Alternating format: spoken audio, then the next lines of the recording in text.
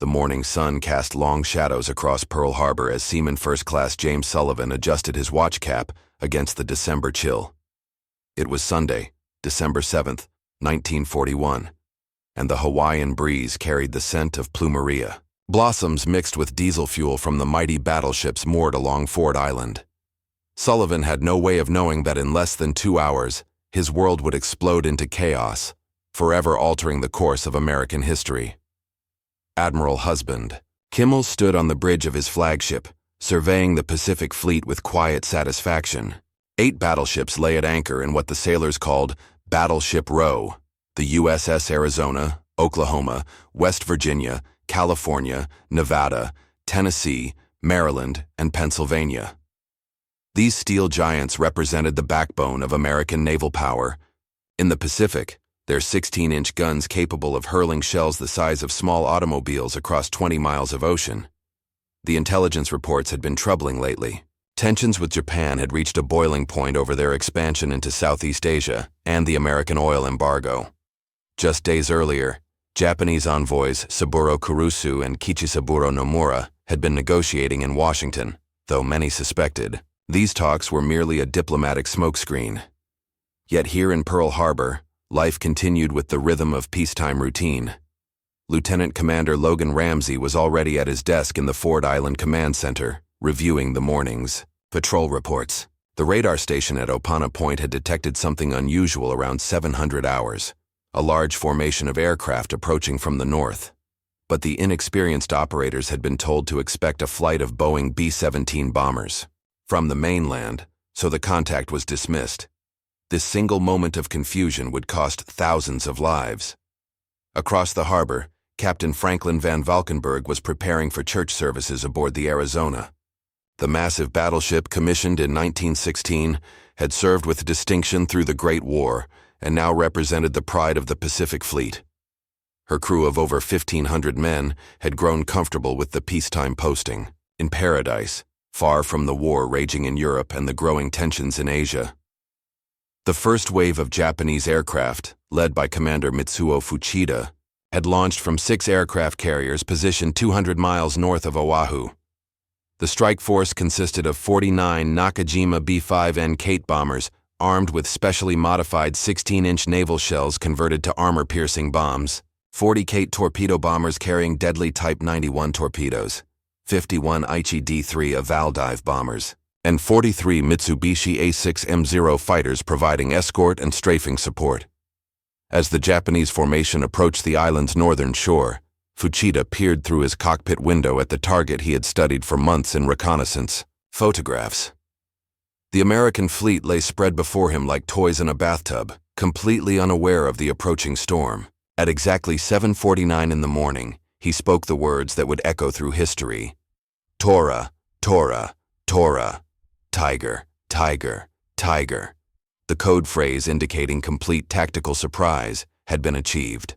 The peaceful Sunday morning at Pearl Harbor was about to become America's most devastating military disaster, the catalyst that would thrust the reluctant nation into the global conflict and forge an unbreakable alliance with Britain and the Soviet Union against the Axis powers. The echoes of the torpedoes and bombs about to fall would reverberate across the Pacific for the next 4 years, ultimately leading to Japan's unconditional surrender and America's emergence as a global superpower. The first bomb struck Ford Island at exactly 7:55 in the morning, sending a geyser of dirt and concrete into the crystalline Hawaiian sky. Seaman Sullivan, who had been walking toward the mess hall for breakfast, dove behind a fuel truck as machine gun bullets began stitching across the tarmac like deadly raindrops. The peaceful Sunday morning had transformed into a nightmare of shrieking metal and thunder. Commander Fuchida's lead bomber swooped low over Battleship Row, its torpedo hanging beneath the fuselage like a mechanical shark. The specially designed Type 91 torpedo, modified with wooden fins to operate in Pearl Harbor's shallow 40-foot depth, struck the USS Oklahoma amidships with a tremendous explosion that lifted the 30,000-ton battleship partially out of the water. Within minutes, 4 more torpedoes found their mark, and the Oklahoma began her death roll to port. Captain Howard Bode was shaving in his quarters aboard the cruiser USS Phoenix when the first explosions rattled the ship's hull. Racing to the bridge in his undershirt, he encountered chaos beyond imagination. Dive bombers were screaming down from the sky like avenging angels, their yellow wings bearing the crimson rising sun of Imperial Japan. "All hands, general quarters," he shouted into the ship's intercom, his voice barely audible above the cacophony of anti-aircraft fire that had finally begun to respond. The USS Arizona became the focal point of the Japanese attack's most devastating moment. At 8:06, a modified 16-inch shell, dropped from Commander Fuchida's high-level bombers, penetrated the battleship's forward magazine. The explosion that followed could be heard 20 miles away on the other side of Oahu. A massive fireball rose nearly 1,000 feet into the air, and the Arizona's forward superstructure simply vanished in the conflagration. Captain Van Valkenburg and Rear Admiral Isaac Kidd died instantly, along with over 1,000 of their shipmates. According to contemporary reports from the Honolulu Star Bulletin, the explosion of the Arizona created a mushroom cloud visible from downtown Honolulu, leading many civilians to believe the Japanese were using some new type of superweapon. The reality was more mundane but equally devastating. The ship's forward powder magazine, containing over 1 million pounds of explosives, had detonated with the force of a small atomic bomb. Lieutenant Commander Samuel Fuqua, the Arizona's damage control officer, had been on the quarterdeck when the fatal bomb struck. Knocked unconscious by the blast, he awoke to find himself surrounded by a sea of burning oil and floating debris. Despite severe burns, he organized the evacuation of survivors from the ship's stern, personally helping to save dozens of lives before the order came to abandon ship. For his actions that day, he would later receive the Medal of Honor. The harbor had become a hellscape of burning oil, twisted metal, and desperate men struggling in the water. The USS West Virginia, hit by at least 7 torpedoes, settled onto the harbor bottom with her superstructure still above water. Her captain, Mervyn Bennion, mortally wounded by shrapnel from a bomb that struck the nearby Tennessee, continued to direct his ship's defense until he died at his post. Across the harbor, the USS Nevada attempted a desperate run for the open sea. Her captain, knowing the ship was doomed if she remained at Battleship Row, ordered full steam ahead in a bid to reach the harbor entrance. Japanese pilots, recognizing the threat of allowing any American capital ship to escape, concentrated their attacks on the Nevada. Hit by 5 bombs and 1 torpedo, the battleship was deliberately run aground at Hospital Point to prevent her from sinking in the harbor channel and blocking the entrance. As the first wave of Japanese aircraft began their withdrawal, the harbor resembled Dante's vision of hell. Black smoke rose from burning ships, the water was covered with oil fires, and the cries of wounded and dying sailors echoed across the water. Yet even in this moment of supreme catastrophe, acts of extraordinary heroism were taking place throughout the fleet. The echoes of those torpedoes had awakened something primal in the American fighting spirit, a determination that would not be broken. At 8:54 in the morning, just as the first wave of Japanese attackers disappeared into the northern sky, a second formation of aircraft appeared over Pearl Harbor. Lieutenant Commander Shigekazu Shimazaki led this second assault, consisting of 54 Kate high-level bombers, 78 Val dive bombers, and 36 Zero fighters. Their mission was to finish what the first wave had begun and ensure that America's Pacific Fleet would never again threaten Japanese expansion. Petty Officer First Class Donald Ross had been trapped in the forward dynamo room of the USS Nevada when the first torpedo struck. As seawater flooded the compartment and electrical systems sparked around him, he made the decision that would define his character forever. Rather than abandon his post, Ross remained at his station, maintaining power to the ship's vital systems, even as toxic fumes filled the air and temperatures soared above 140 degrees Fahrenheit. His actions kept the Nevada's guns firing and her engines running during the desperate attempt to reach open water. The second wave concentrated their fury on the already damaged ships and the harbor's infrastructure. The USS Pennsylvania, flagship of the Pacific Fleet, sat in dry dock number 1 alongside the destroyers USS Cassin and USS Downs. A single bomb penetrated the Pennsylvania's superstructure, killing or wounding dozens of sailors, while multiple hits on the destroyers turned them into twisted sculptures of molten steel and burned paint. Hospital Corpsman Third Class Robert Bennett had been attending church services when the attack began. Racing through the smoke and flames to reach the base hospital, he found himself in the middle of a medical crisis that would test every skill he possessed. Hundreds of wounded sailors were streaming into the facility, many with burns covering 70% of their bodies, others with traumatic amputations from flying shrapnel. Working without rest for 36 straight hours, Bennett helped save dozens of lives that might otherwise have been lost. The harbor's fuel storage tanks became a primary target for the second wave. These massive installations contained over 4 million gallons of aviation gasoline and fuel oil, enough to supply the entire Pacific Fleet for months. A single bomb hit on these facilities would have crippled American operations in the Pacific for years. Miraculously, despite multiple near misses that left craters within 50 feet of the tanks, none of the storage facilities suffered direct hits. This oversight would prove to be one of Japan's most crucial strategic errors. At Hickam Field, adjacent to Pearl Harbor, the destruction was equally devastating. The Japanese caught American aircraft lined up wingtip to wingtip on the ground, a peacetime formation designed to prevent sabotage, but which made them perfect targets for strafing runs. Boeing B-17. Flying Fortresses, Curtiss P-40 Warhawks and other aircraft were systematically destroyed by Zero fighters making low-level passes across the airfield. Staff Sergeant Joseph Rasmussen was manning a machine gun position at Hickam when a Zero fighter came in low, its guns chattering.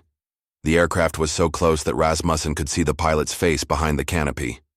Standing his ground despite the incoming fire, he poured bullets into the Japanese aircraft until it crashed in flames just beyond the runway. His action was typical of the courage displayed by American servicemen throughout the attack, even in the face of overwhelming odds. The USS Shaw, a destroyer in floating dry dock, became one of the most photographed victims of the second wave. Multiple bomb hits ignited her forward magazine, creating a spectacular explosion that sent her bow section flying through the air in a shower of twisted metal. The dramatic photograph of this explosion, captured by Navy photographer's mate Harold Fawcett, would become one of the most iconic images of the Pearl Harbor attack. By 9:45 in the morning, the second wave of Japanese aircraft was withdrawing northward, leaving behind a scene of unprecedented destruction. The attack had lasted less than 2 hours, but in that brief time, the course of world history had been forever altered. America's period of isolationism was over, ended, by the echoes of torpedoes and the thunder of bombs that had awakened a sleeping giant. The Japanese had achieved tactical surprise, but they had also guaranteed that the United States would enter the war with a unified determination that would not be satisfied until the Axis powers lay in complete ruin. As the last Japanese aircraft disappeared beyond the horizon, Pearl Harbor had become a graveyard of twisted steel and broken dreams. Yet amid the devastation, extraordinary acts of heroism emerged from the smoke and flames. These were ordinary men thrust into extraordinary circumstances, whose actions would define the American character in its darkest hour and brightest moment of courage. Chief Petty Officer John Finn had been preparing for a peaceful Sunday at Kaneohe Bay Naval Air Station when the first Japanese bullets shattered the morning calm. Despite being wounded multiple times by strafing aircraft, Finn manned a .50 caliber machine gun for over 2 hours, shooting down at least one Japanese aircraft and damaging several others. Blood streaming from wounds in his chest and arms, he continued firing until the attack was over, then helped organize rescue operations for other wounded sailors. His actions earned him the Medal of Honor, the first of 15 awarded for heroism at Pearl Harbor. The USS Utah, an aging target ship moored at Ford Island, capsized within minutes of being struck by 2 torpedoes. Chief Water Tender Peter Tomich remained at his post in the engine room, ensuring that power remained available for the ship's pumps and lighting systems even as seawater rushed in around him. His sacrifice allowed dozens of his shipmates to escape from the rapidly sinking vessel, though Tomich himself was trapped below and went down with his ship. Across the harbor, 15-year-old Boy Scout Jim Rasmussen had been camping with his troop on the slopes of Diamond Head when the attack began. Recognizing that the explosions coming from Pearl Harbor meant something terrible was happening, he and his fellow scouts rushed to assist at the nearby Tripler Army Hospital. For the next 18 hours, these teenagers worked alongside doctors and nurses, carrying stretchers, distributing water to the wounded and providing comfort to dying sailors. Their youth seemed to provide a strange sort of hope to men who had seen their world explode around them. Aviation machinist's mate. Second Class Robert Ward was working on aircraft at Ford Island when the first bombs fell. Racing to a nearby anti-aircraft gun position, he found the regular crew either dead or wounded. Despite having no training on the weapon, Ward took charge of the gun and began firing at the attacking aircraft. His improvised air defense helped drive off several Japanese dive bombers that were targeting the island's fuel storage facilities. Later investigation revealed that Ward had never fired an anti-aircraft gun before that morning, yet his accurate shooting had saved critical infrastructure from destruction. The story of Doris Miller, a mess attendant aboard the USS West Virginia, became one of the most inspiring tales of the attack. When the battleship was struck by multiple torpedoes, Miller helped carry the mortally wounded captain to safety, then manned a .50 caliber machine gun despite having no formal training on the weapon. As an African-American sailor in the segregated Navy of 1941, Miller was prohibited from receiving combat training, yet he operated the gun effectively enough to down at least one Japanese aircraft. His heroism challenged racial prejudices and helped pave the way for integration of the armed forces. According to reports from the Navy Department, published in major newspapers across the nation in the weeks following the attack, over 60 individual acts of heroism were documented during the 2-hour battle. These ranged from sailors diving into burning oil to rescue shipmates, to civilians who drove their private boats into the harbor to pull survivors from the water, to telephone operators who remained at their posts to coordinate rescue efforts, despite bombs falling around their building. Lieutenant Commander Casson Young was on the bridge of the USS Vestal, a repair ship moored alongside the Arizona, when the battleship exploded. The blast knocked him overboard and into the oil-covered water of the harbor. Swimming back to his ship through burning oil, Young climbed aboard and took command of damage control efforts. When it became clear that the Vestal was in danger of being dragged down by the sinking Arizona, Young ordered the mooring lines cut and successfully moved his ship to safety, saving hundreds of lives in the process. The actions of these heroes, and countless others whose names have been lost to history, transformed Pearl Harbor from a story of military disaster into an epic of human courage. Their sacrifice and bravery provided the foundation upon which America would build its response to the Axis powers. The echoes of their heroism would resonate through 4 years of global war, inspiring millions of Americans to similar acts of courage and determination in the battles to come. The silence that followed the Japanese withdrawal was more terrifying than the chaos of battle. Thick black smoke rose from burning ships, creating an artificial twilight that turned the tropical paradise into a scene from Dante's Inferno. Admiral Kimmel stood on his headquarters balcony, watching his Pacific Fleet burn, knowing that his career was over and that America had suffered the worst naval defeat in its history. Captain William Burford, commanding officer of the Naval Hospital at Pearl Harbor, faced an impossible situation. Designed to handle routine medical care for a peacetime base, his facility was suddenly overwhelmed with over 700 seriously wounded patients. Burns, traumatic amputations, and respiratory injuries from smoke inhalation created a medical crisis that tested every resource available. Doctors and nurses worked without rest, performing surgery on tables improvised from wooden planks, while volunteers from the civilian community arrived to donate blood and assist with basic care. The harbor master, Commander Claude Bloch, confronted a logistical nightmare that would determine whether Pearl Harbor could continue to function as a naval base. The USS Oklahoma lay completely capsized, her hull blocking access to several other ships. The Arizona continued to burn, her superstructure, a twisted mass of steel that would smolder for days. Most critically, the harbor entrance had to be kept clear for the expected Japanese invasion that many believed would follow the air attack. Radio operator Kyle Boyer had been on duty at the Honolulu commercial radio station when the attack began. His first bulletin, transmitted at 8:04 in the morning, electrified listeners across the Hawaiian Islands. Pearl Harbor is under attack by Japanese aircraft. This is no drill. Take cover immediately. His continued broadcast throughout the day provided the outside world with its first real-time account of the disaster, helping to coordinate rescue efforts and military response. By noon, the scale of the catastrophe was becoming clear. 21 ships of the Pacific Fleet had been sunk or damaged, including 8 battleships, the backbone of American naval power in the Pacific. Aircraft losses totaled 188 destroyed and 159 damaged, representing nearly half of the military aircraft stationed in Hawaii. But the human cost was the most devastating. 2,403 Americans killed and 1,178 wounded. The Japanese, meanwhile, had achieved their objectives at a remarkably low cost. Only 29 aircraft had been lost, along with 5 midget submarines that had attempted to penetrate the harbor during the attack. Admiral Chuichi Nagumo, commanding the strike force, faced a critical decision. Should he launch a third wave to destroy Pearl Harbor's fuel storage facilities and repair shops, or withdraw while his success was complete? Intelligence reports reaching Washington painted an even grimmer picture. The attack on Pearl Harbor had been coordinated with simultaneous assaults throughout the Pacific. Japanese forces were striking the Philippines, Guam, Wake Island, Hong Kong, and Malaya.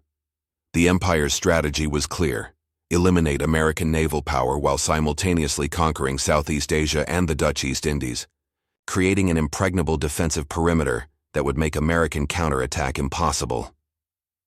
President Franklin Delano Roosevelt received the first reports of the attack while having lunch at the White House with advisor Harry Hopkins, Secretary of the Navy. Frank Knox's telephone call at 1:39 in the afternoon Washington time brought news that would transform America overnight. "Mr. President," Knox said, his voice tight with emotion, "Pearl Harbor has been attacked by Japanese aircraft. The damage appears to be extensive." The president's immediate response was to convene his war cabinet. Secretary of State Cordell Hull, who had been meeting with Japanese ambassadors at the very moment of the attack, was furious at what he perceived as deliberate treachery. Secretary of War Henry Stimson began mobilizing American forces worldwide, while Chief of Naval Operations Harold Stark prepared emergency orders for all Pacific commands. The United States was at war, though Congress had not yet been asked to declare it. Throughout the afternoon and evening of December 7th, rescue operations continued in Pearl Harbor. The USS Nevada, deliberately grounded to prevent her from blocking the harbor entrance, became the focus of massive salvage efforts. The Oklahoma, lying completely inverted, trapped hundreds of sailors in air pockets within her hull. Rescue teams worked frantically with cutting torches, racing against time and rising water to reach survivors. The sound of tapping from within the ship's hull provided hope that men were still alive, though many would die before rescuers could reach them. As night fell over Pearl Harbor, the full magnitude of the disaster was becoming apparent to the American people. Radio broadcasts carried the news across the continent, and extras editions of newspapers hit the streets with headlines that would be remembered forever. "Japs bomb Pearl Harbor," and "War." America's long period of isolation was over, ended by the echoes of torpedoes that had awakened a sleeping giant and filled it with a terrible resolve. The morning of December 8, 1941, dawned gray and solemn over Washington, D.C. In the Capitol building, members of Congress gathered for a joint session that would formally end America's neutrality and plunge the nation into the greatest conflict in human history. President Franklin Delano Roosevelt, his face grave with the weight of history, prepared to deliver words that would echo through the ages and unite a divided nation behind a common cause. At 12:30 in the afternoon, the president entered the House chamber to thunderous applause from both sides of the aisle. The partisan divisions that had characterized American politics for decades seemed to evaporate in the face of national crisis. Roosevelt, gripping the podium with hands that trembled slightly from the polio that had crippled him decades earlier, looked out over the assembled representatives of the American people and began the speech that would define his presidency. "Yesterday, December 7th, 1941, a date which will live in infamy, the United States of America was suddenly and deliberately attacked by naval and air forces of the Empire of Japan." The president's voice, amplified by radio, to millions of Americans across the continent, carried a tone of controlled fury that perfectly captured the national mood. The surprise attack had united the country as nothing else could have done. The speech, lasting only 6 minutes, was a Masterpiece of rhetorical precision, Roosevelt outlined the coordinated Japanese attacks across the Pacific, from Pearl Harbor to the Philippines, demonstrating that this was not an isolated incident, but part of a carefully planned campaign of conquest. But always will our whole nation remember the character of the onslaught against us, he declared, his voice rising with controlled emotion. No matter how long it may take us to overcome this premeditated invasion, the American people in their righteous might will win through to absolute victory.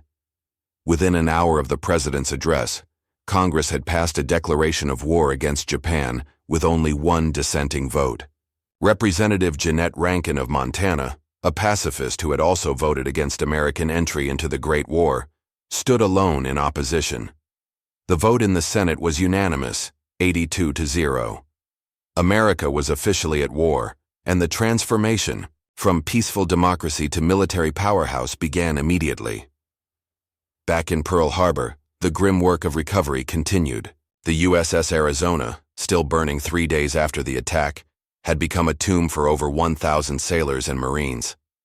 The decision was made to leave most of the dead entombed within the ship, rather than attempt to recover bodies from the twisted wreckage. The Arizona would remain where she fell, a permanent memorial to the men who died there and a symbol of American resolve.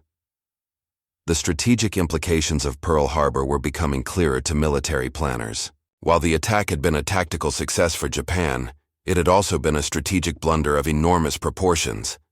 The Japanese had failed to destroy the Pacific Fleet's aircraft carriers, which were at sea during the attack, and they had left Pearl Harbor's fuel storage and repair facilities largely intact. Most importantly, they had awakened American industrial might and unified the nation behind total war against the Axis powers. Within 72 hours of the attack, the United States found itself at war with Germany and Italy as well as Japan. Adolf Hitler, honoring his alliance with Japan despite having no advance knowledge of the Pearl Harbor attack, declared war on America on December 11th. This decision would prove to be one of his greatest strategic errors, bringing the full weight of American industrial production to bear against the Third Reich, while the German army was still locked in desperate battle with the Soviet Union.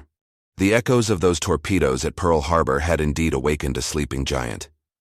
American factories that had been producing automobiles and consumer goods began converting to military production with a speed that amazed the world. The arsenal of democracy that Roosevelt had promised to create became reality, as American workers labored around the clock to produce the weapons that would carry the war to the Axis powers on every front. The attack on Pearl Harbor had been intended to cripple American naval power and discourage the United States from interfering with Japanese expansion in the Pacific. Instead, it guaranteed that America would fight with unprecedented unity and determination until the Axis powers lay in complete ruin. The disaster of December 7th had become the catalyst for American victory in World War II, transforming a reluctant democracy into the arsenal of freedom and the guardian of liberty for the entire world. In the years that followed, the men who died at Pearl Harbor would be remembered not as victims of a sneak attack, but as the first casualties in America's crusade for freedom. Their sacrifice had given birth to the greatest generation, and their memory would inspire millions of Americans to similar acts of courage in the battles ahead. The echoes of those torpedoes would resonate through Guadalcanal and Midway, Normandy, and Berlin, until at last they fell silent in Tokyo Bay as Japan formally surrendered aboard the USS Missouri in September of 1945.